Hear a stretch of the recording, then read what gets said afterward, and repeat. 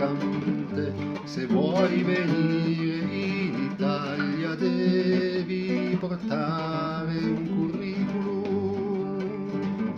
per essere rispettato,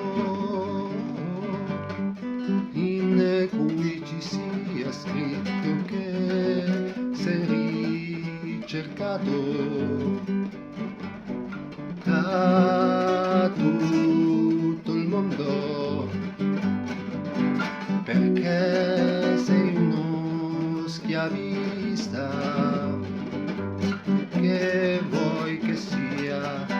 è tutto normale, è tutto normale in questo paese